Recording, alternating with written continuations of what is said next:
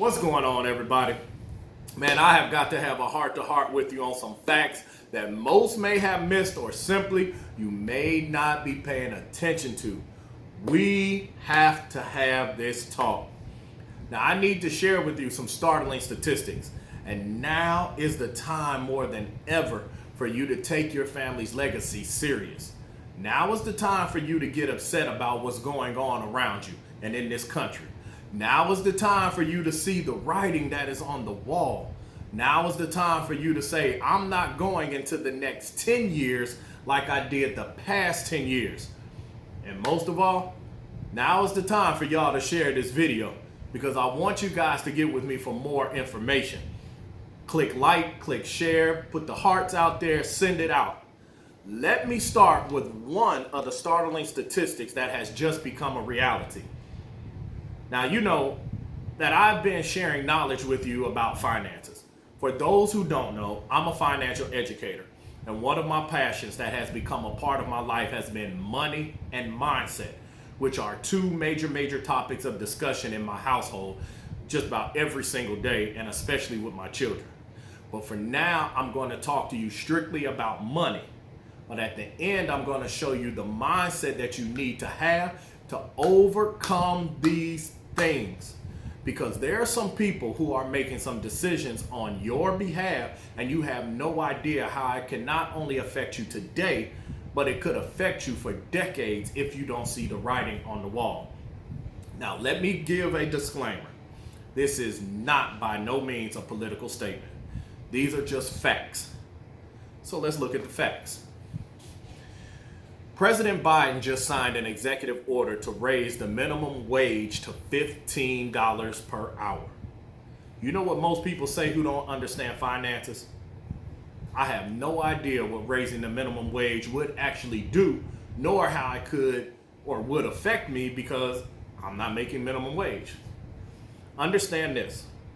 When you have a regulation or statute or law that basically makes it mandatory for the minimum wage to hit $15, for every action there's an equal and opposite reaction.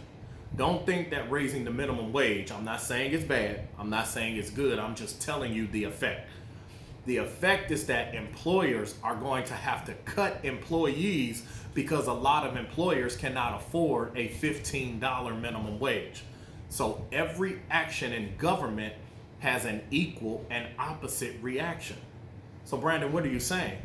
If the minimum wage increases, the only way for a business owner to counteract that is to lay employees off, or they can increase their prices. Now, I don't know if you guys know, but right now we're in the middle of a pandemic and inflation is already sky high.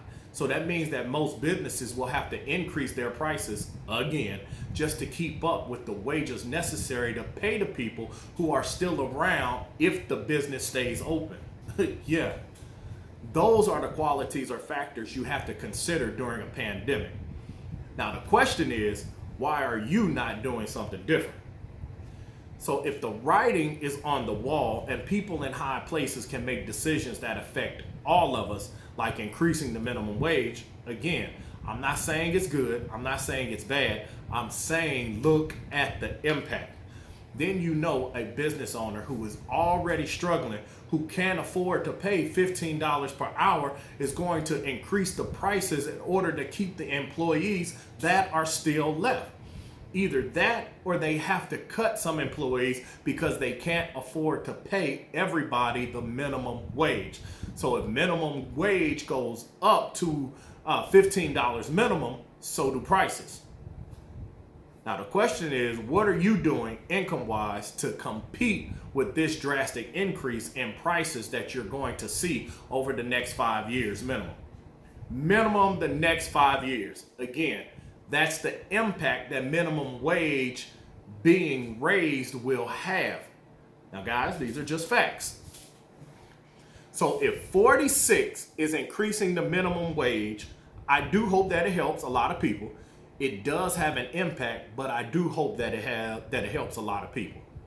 That's on top of the 2 stimulus checks that 45 already issued during his administration. Again, these are just facts.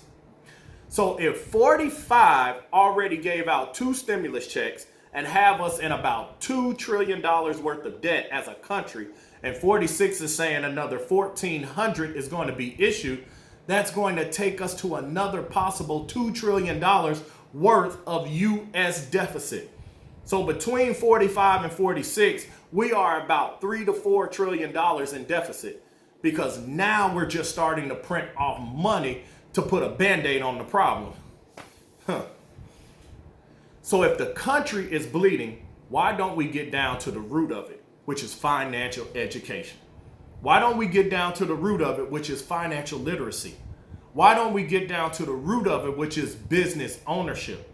Why don't we get down to the root of it, which is old institutional ways of thinking under an industrial age mentality being taught to thousands and hundreds of thousands of students?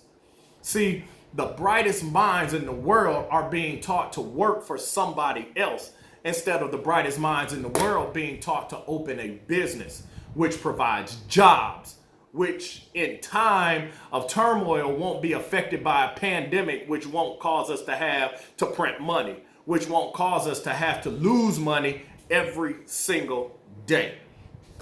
Guys, that's a long-winded way of me saying, why don't we change the educational system and teach more people entrepreneurship, finances, financial education, and less about credit cards, less about student loans, less about debt, less about multiple cars with car notes, less about high interest rates, less about payday loans, less about pawn shops, less about high mortgages, less about personal loans, less about 3.14. So if we teach people at an early age how to overcome systematic oppression, we won't have this next statistic. Every American will owe about $280,000 by the time these 2 administrations are done. Trying to fix this problem with printing money, instead, we need to fix the problem with education. So according to financial experts that are way more wealthy than myself, the only way that we really can fix the problem in this country is by cutting the spending by $1 trillion. And it'll take 3 decades to pay off that debt caused today and for that deficit to go away. That means, as I conclude, this country is putting our children and your grandchildren in more and more debt every single day. And you think there's nothing you can do about it? But you can. The first thing you need to do is give yourself a financial makeover. I keep telling people, that's what we do. We give people financial makeovers. Now, y'all have seen a makeover, right? You've seen it before, right? Before picture on the left, after picture on the right. See, we take every aspect of your finances and we remake it. The best thing is we make this the best thing for you. Now, this isn't an educational platform, although you're going to learn how to do it when our experts get you squared away. Taxes lowered, that's going to help towards the $2 trillion. Credit scores higher, that will help you get out of debt with higher interest rates. Bill shredded, which will help you with your monthly cash flow and expenses. Then we take all the new money, your taxes going down, your credit score going up, and we invest that into assets that outpace inflation. Let us give you a financial makeover before the storm hits, because the rest of the world is going to try to get a financial makeover when the storm hits. Look, guys, we have our own stimulus that can help you solve every single solitary problem I just mentioned. So if the U.S. Treasury is about to be in $2 to $3 trillion more in debt, what do you think is going to do? What do you think is going to do to your pockets when it's time for them to pay that debt back? If business owners are going to be forced to increase the minimum wage to $15, what do you think that's going to do to your pockets when everything around you is expensive, but wages and jobs are being cut due to COVID? And truthfully, we may have to endure this for another year. Are you going to prepare for war in times of peace now? Or are you going to wait like the rest of the country to see what happens when another 10 million people lose their jobs with 7 days notice? Hey, you don't just get this kind of data and just sleep on it and act like you didn't read it. When a wealthy man tells you that this is what's going on, you say to yourself, I need to do something about it. And frankly, my way of doing something about it is sharing it with y'all. Look, excuse me, I have the solution to your financial makeover that you can start today so that you can look like the after picture tomorrow. Please stop looking like the before picture when you have access to get your after picture. Guys, text makeover to 678-355-8172 to get started, and I promise to respond to you personally. Text makeover. I'm Brandon Caldwell. Peace.